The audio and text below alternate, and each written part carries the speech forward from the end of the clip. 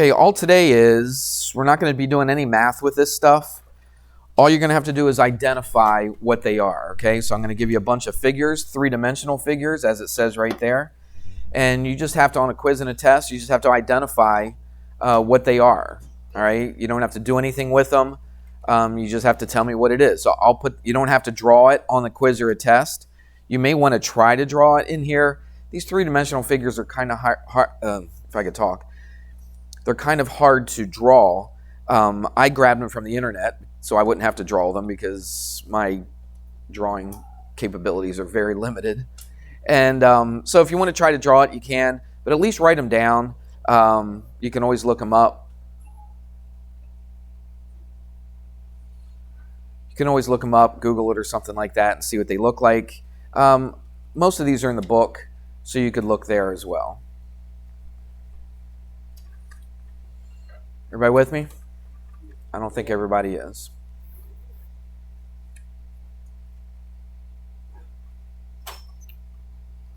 All right. So I got a bunch of them here, so I'll just scroll through them and tell you what they are. Okay. This one right here looks like a ball, looks like the world, looks like something. What do you think this is called in the geometry world? A sphere. Very good. Yeah, a lot of these you probably already recognize. Let's write it in red. These are all just black and white, so I'll just add a little color to it. And it's a sphere. Okay, S-P-H-E-R-E. The one that I grabbed from the internet's got this right there. What do you think that R represents? The radius. Okay, so a sphere, just like a circle, has a radius. Not even going to worry about that, okay? Till later on in the book, I kind of doubt we'll get to it, but there is a chapter in the book on these three-dimensional figures. You'll have to find like the volume and the surface area and stuff like that. If I recall, in the CP class, I don't think I got to that. I think that was like an honors thing because it's later in the book. It's a lot later in the book. So just know it. So if I put a picture that looks something like this on a quiz or a test, all you write is what? Sphere. That's it. Easy. S-P-H. All right. Here's another one. Any idea what they call this thing? It's a cone. Very good. All right. If you turn it upside down, it'd kind of look like an ice cream cone, wouldn't it? You know, one of the, maybe like a sugar cone kind of thing. You know, not the one with a flat bottom on it. But this is a cone. All right. And you can see right here, again, you don't even have to worry about this. I'm not even going to ask you what the height is, what the radius is. But this is a specific type of a cone. If you look at the bottom, it kind of looks like an oval, doesn't it? But it's three-dimensional, so it's really difficult to make three-dimensional objects look exactly the way they're supposed to look on two-dimensional surfaces. So even though that looks kind of ovalish, it's actually a circle, okay? So you're kind of looking at it at an angle. When you look at something at an angle, it kind of makes that circle look like an oval, but that's actually a circle. So the bottom of it, can somebody open the door, please? You see him there, don't you? Donnell. Open the door. You're right there. All right, so the bottom of it is a circle. So if I want to be really specific about this, and look at this angle right here. I think we've talked about this before. We just finished talking about it. Look at the angle between the height and the radius. What kind of angle is that? It's a right angle. Good. So that's a right angle.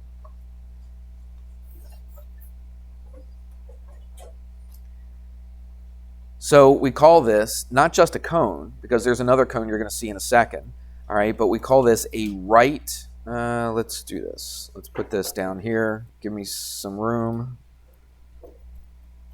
Okay, we call it a right circular cone.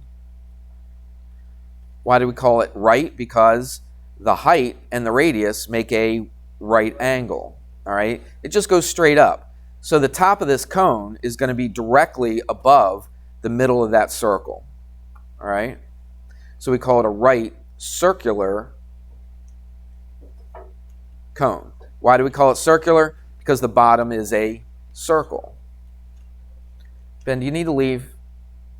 Every time I look down to write this stuff, you're doing some kind of nonsense. Don't shake your head. No, you are. Every time I look up, you're doing something. You're the ringleader. What are you, a class clown? Is that what you are?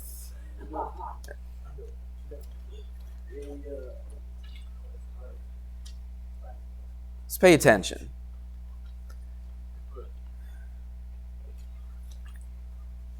This one right here looks a little different. It's still a cone, but look at the top of it. Does it make, now right here, they put a right angle right here. That doesn't mean anything. This thing right here, the height and the radius, is that a right angle right there? No, it's slanted, all right? So we call it, here's a word that you probably have not heard, or at least in this context, you probably haven't heard it before. It's called an oblique. Write it down, because you might have to write that down on a quiz or a test.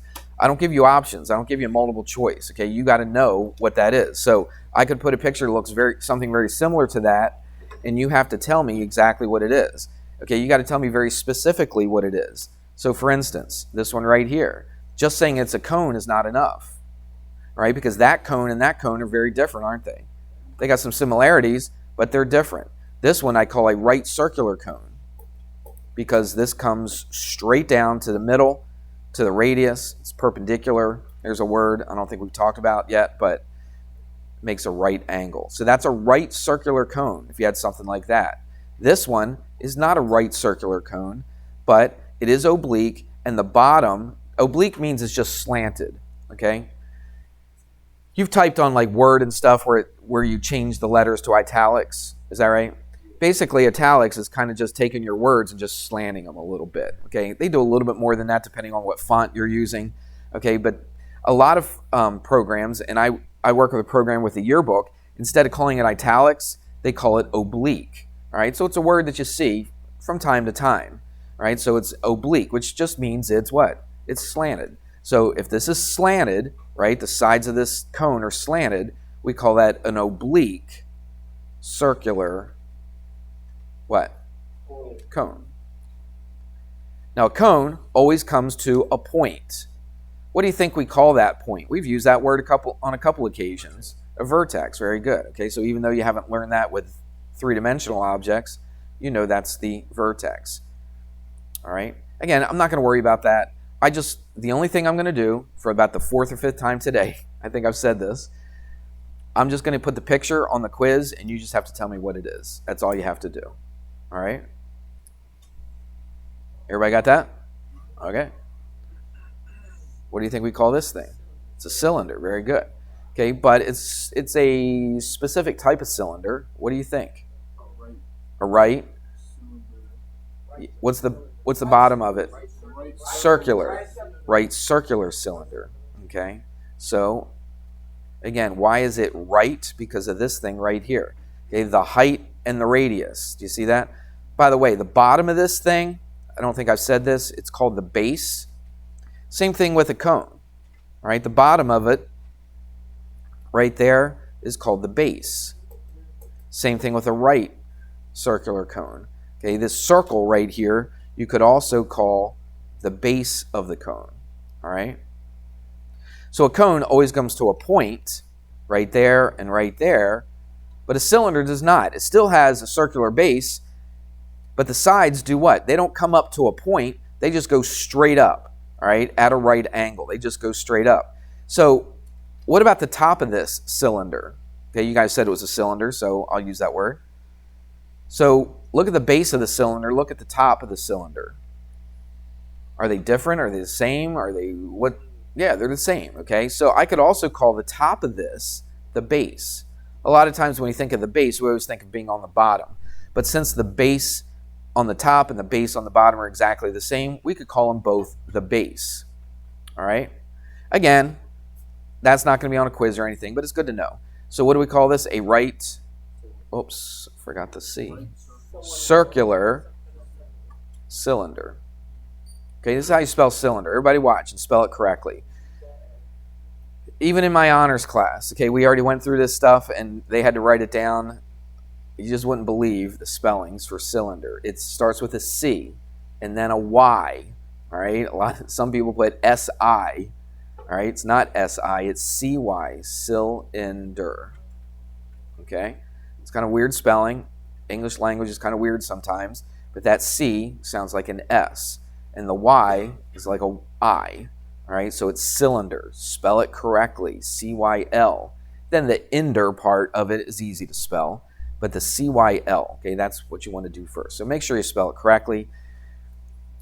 If it's spelled so weird that there's no way I'd even understand what you're talking about, I'll mark it wrong, okay? But if you're fairly close, I'll give it to you. But we got to learn how to spell, all right? So let's make sure we do that. It's a little pet peeve of mine. I always like to spell things correctly. It's not really a pet peeve. I think most people like to spell things correctly. All right, take a look at this. It's probably not much of a stretch from what we've talked about. It is oblique. Why? Because the sides are slanted, okay? And what's the base of it? Circle. Still a circle. So we call it an oblique circular. Now remember, the base on the top and the bottom are exactly the same. So we call this a cylinder. Excuse me. All right. It's not too hard, is it? No. All right, let's keep going. I put 3 of them here just because that's what the internet gave me, but I thought it was good just to put them all here. Now look at this. This is not a cylinder.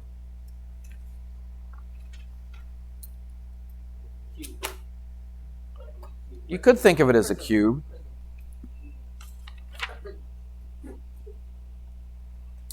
So you could think it would be a cube, I guess, but you wouldn't consider that to be a cube, would you?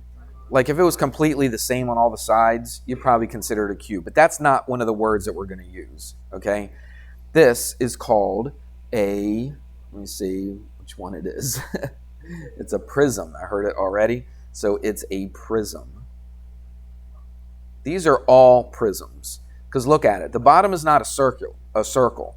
A prism's kind of like a cylinder, okay, except a cylinder has a circular bottom and the sides of the cylinder are curved, okay? I don't know, like this little pencil sharpener thing, okay? That would be a cylinder. See how the sides are curved like this?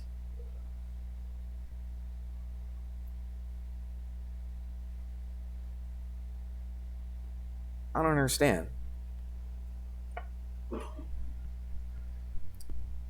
Okay.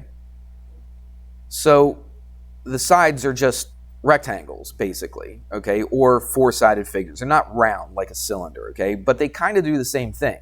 The top and the bottom are the same, right? So this right there would be the what?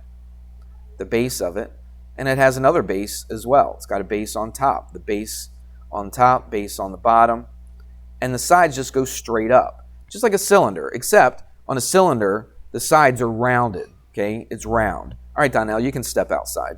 All right, if you can't handle yourself, just step outside and wait till the bell rings. You only got 3 minutes. Do it. Come on. That's what I said. Outside the hallway, not outside. All right, if you can't control yourself, you're just not going to stay in here.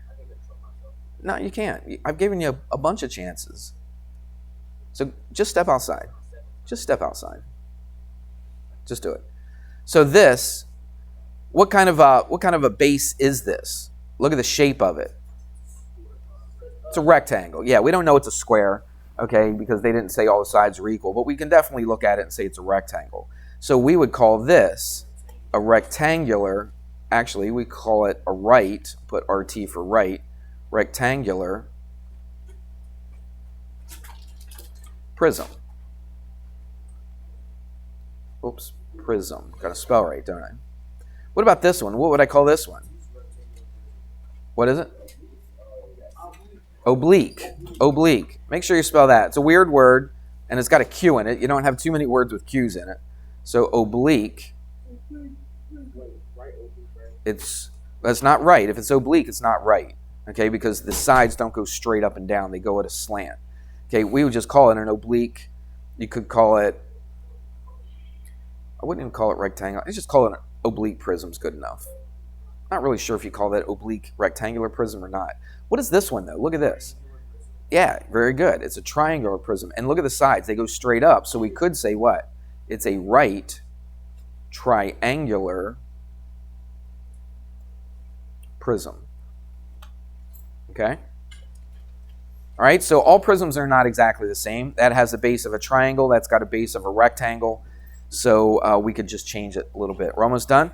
Don't pack up. We're almost done. Look at this thing right here. Thought I made it small enough. Let's make it a little bit smaller. There we go. What do you think this is? This is a pyramid, okay? It's a pyramid. Kind of looks like a cone, doesn't it? Except the base of it's not a circle, right? It's a rectangle, and so I would call it a right rectangular, what do we say it? Pyramid. All right, I think we got one more, maybe, yeah. What do you call that thing?